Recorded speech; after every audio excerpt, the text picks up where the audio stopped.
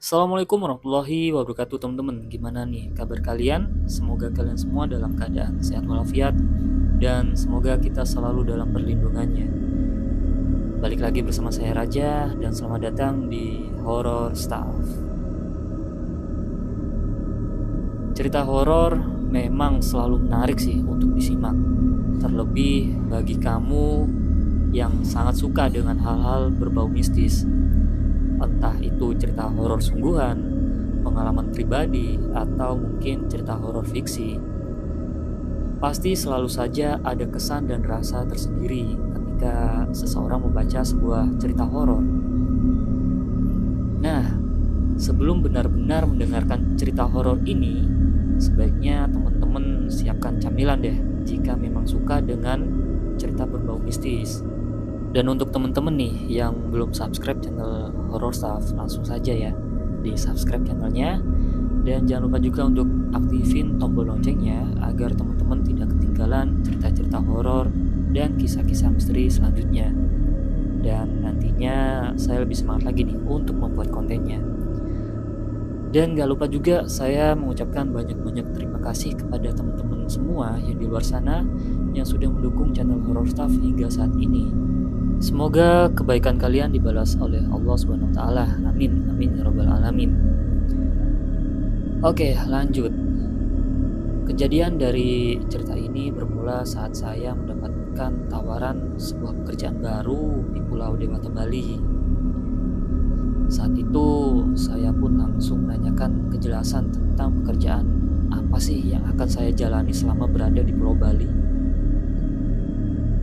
Secara singkatnya nih, saya dijelaskan akan bekerja sebagai driver ojek online di Pulau Bali, di daerah Denpasar. Tanpa berpikir panjang nih ya, saya langsung bergegas menuju ke Pulau Bali. Di sana, saya sudah ditunggu oleh seorang teman. Saya disediakan kos guna sebagai tempat tinggal saya selama berada di Bali. Nah, sesampainya di Bali, saya tidak langsung bekerja nih.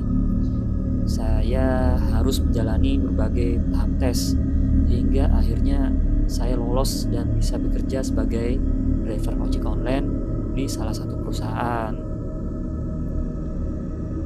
Seminggu berlalu nih ya, saya masih saja belum memutuskan untuk bekerja. Di sana saya hanya berkeliling Denpasar sembari menghafalkan ruas-ruas jalan di sana. Nah, setelah hafal, saya memulai pekerjaan dengan mengantar salah satu mahasiswa dari universitas di daerah sana. Lanjut, setelah itu saya mulai terbiasa nih dengan pekerjaan baru tersebut. Hingga suatu ketika saya mendapatkan orderan makanan di mana orderan tersebut berjumlah sangat banyak.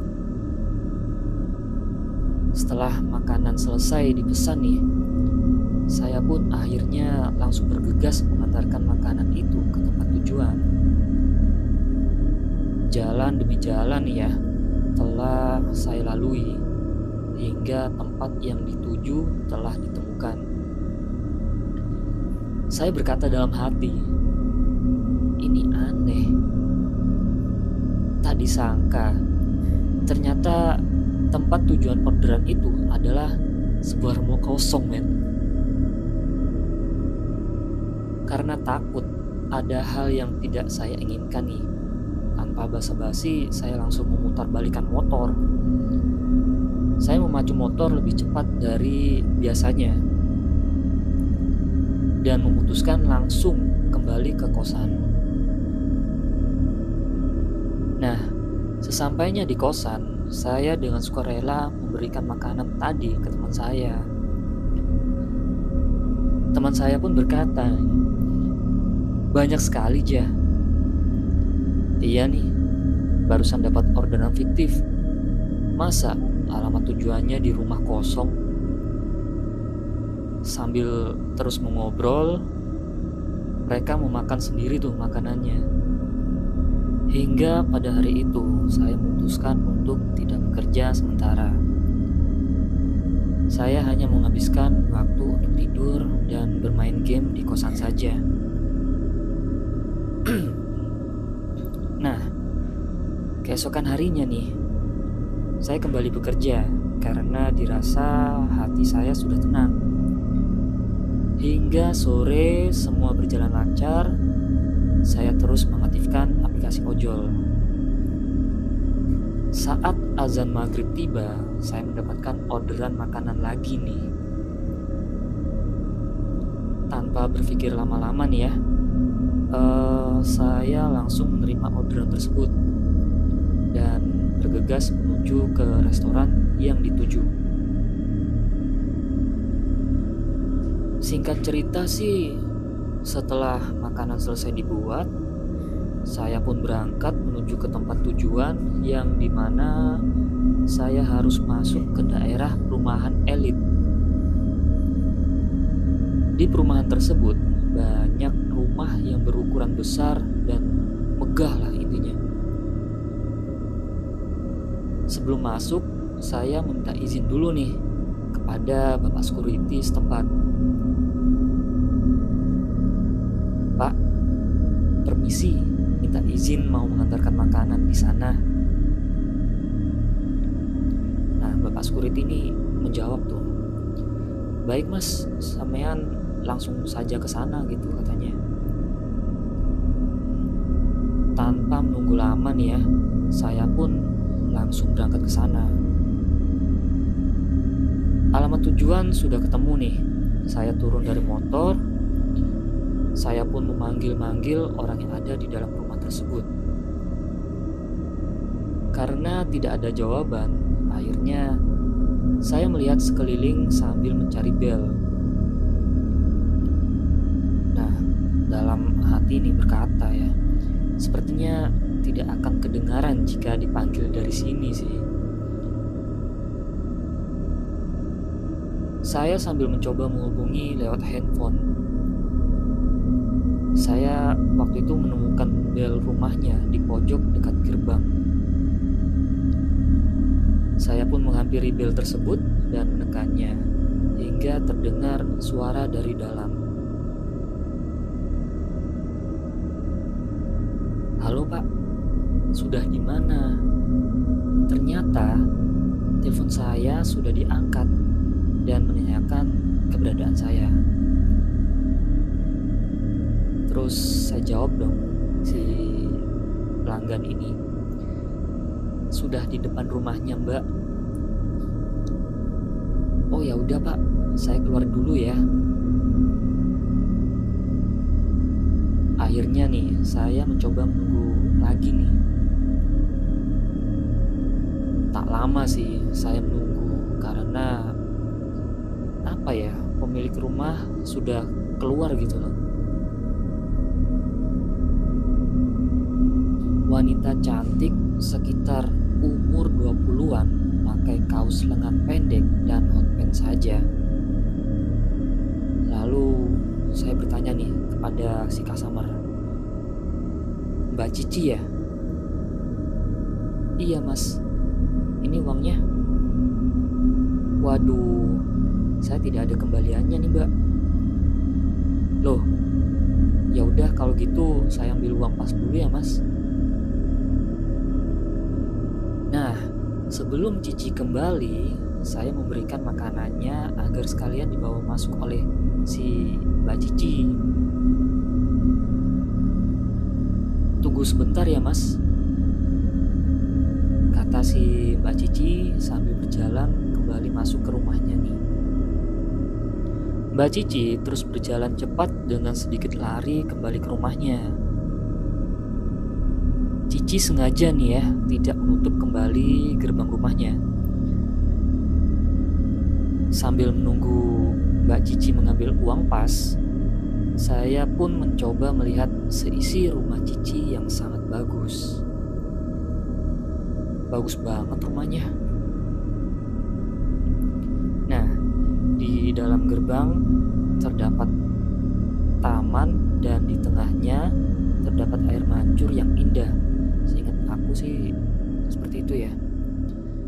Sekitar 15 menitan lah saya menunggu, namun si Mbak Cici ini masih saja belum keluar, men. Karena capek berdiri nih ya, saya memutuskan untuk duduk di sebuah kursi yang terbuat dari semen dan batu bata di dekat gerbang tersebut. Lama saya menunggu, hampir sudah sekitar 30 menitan lah. Hingga akhirnya saya memutuskan untuk memanggil Mbak Cici dari luar gerbangnya. Kalau dipikir pakai logika nih, sangat percuma dong saya memanggil si Mbak Cici ini. Karena kan jaraknya memang jauh sih dari gerbang depan ke pintu rumah si Mbak Cici ini. Entah mengapa saya ini lupa jika di situ ada bel rumahnya gitu loh. Saat saya memanggil-manggil si Mbak Cici, tiba-tiba saya dikagetkan oleh Bapak Security yang menepuk pundak saya. "Mas, ngapain manggil-manggil orang di dalam sana?"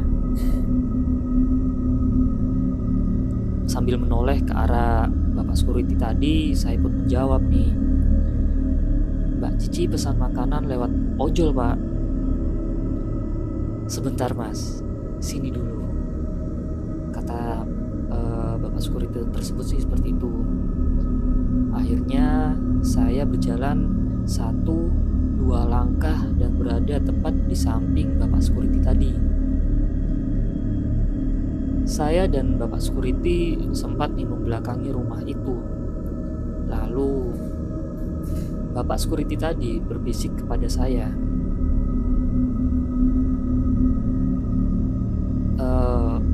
"Mas, rumah ini sudah lama kosong, Mas." Dengan perasaan kaget, ya saya jawab dong gitu, "Mana mungkin, Pak?" "Iya, pemilik rumah ini meninggal dunia, Mas. Lalu keluarganya pindah dan rumah ini dikosongi sudah lama banget, Mas." Yang saya ingat sih perkataan dari Bapak Security seperti itu sih. Terus saya balik tanya lagi dong ke Bapak Security, "Kok bisa, Pak? Tadi itu mbaknya keluar loh. Dia mengambil makanannya. Karena uang yang dikasihkan nominalnya besar, jadi saya minta diambilkan uang pas saja." Terus Bapak Security ini kembali ngasih pertanyaan sama saya gitu,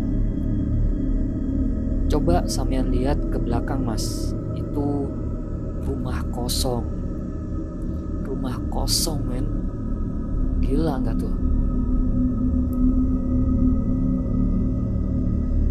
Nah, saat saya menoleh ke belakang, alangkah kagetnya saya, rumah yang tadinya bagus berubah menjadi rumah kosong yang tidak berpenghuni. Dan dilihat itu nggak terurus gitu loh. Dimana ada banyak sawang-sawang di temboknya, juga rumput alang-alang yang sudah tinggi. Lalu sempat mengucapkan istighfar sih dalam hati itu, astagfirullah gitu. "Tapi Pak, makanannya tadi dibawa masuk rumah itu. Dibawa masuk rumah, men. Seingat saya ngasih makanan ke si Mbak Cici ini. Nah, makanan tersebut ini udah dibawa di dalam gitu loh." Terus Bapak Security-nya ini menjawab gitu loh, "Lah, dibawa kemana, Mas? Itu loh makanannya masih nyantol di sepeda kamu."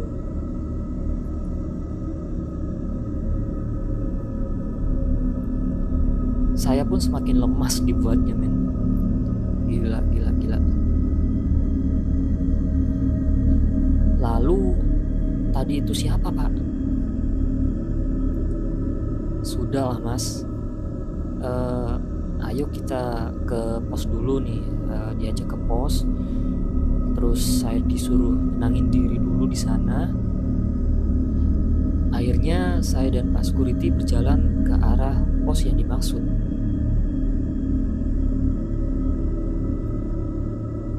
Saat itu saya menuntun motor karena ya memang jaraknya hanya beberapa langkah saja sih. Dan juga karena Pak Security-nya juga membawa sepeda pancal. Nah, sesampainya di pos, Pak Security itu memberikan segelas air putih kepada saya. Lalu dia menceritakan memang banyak kejadian di rumah tersebut. Motifnya sama, memesan makanan lewat ojol atau ojek online. Namun banyak juga yang akhirnya mengetahui terlebih dahulu kalau rumah kosong itu gimana ya?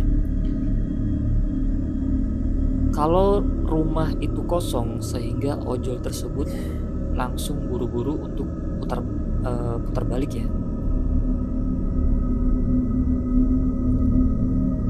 Namun ada beberapa yang mengalami kejadian seperti saya nih, dimana menurut saya rumah itu awalnya saya lihat tuh bagus banget gitu loh. Namun akhirnya justru kebalikannya, kok serem gitu. Bahkan ada juga ojol yang mengantarkan pulang si Cici ini sampai ke rumah tersebut.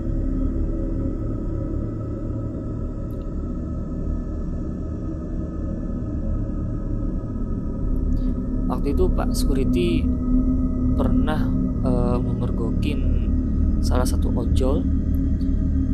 Nah, dia mengantarkan si sosok Cici ini dan dia bergumam, ini orang ngegoncengin siapa ya? Lah, kok ngomong sendiri? Terus sesampainya di rumah Cici, orang ini masih ngobrol sambil kayak tangannya nerima uang cash gitu loh. Saya semakin dibuat takut nih dengar cerita dari Bapak Security tersebut. Hingga akhirnya saya cepat-cepat untuk pamit pulang ke kosan saya sendiri dan menaruh makanan pesanan si Mbak Cici itu di pos tersebut. Ini buat Bapak sama teman-teman saja ya. Waktu itu sih saya berkata seperti itu sambil memberikan makanan hasil dari pesanan si Mbak Cici. Setelah berpamitan, saya bergegas pulang ke kosan dan menceritakan kejadian tadi ke teman satu kosan saya. Sejak kejadian itu, saya pun memutuskan untuk menonaktifkan aplikasi driver ojol di malam hari. Oke, segitu dulu cerita dari kisah saya sendiri. Jika teman-teman atau sahabat horror stuff menyukai dari cerita tersebut, silakan di like, dan jika tidak suka silakan di dislike aja ya.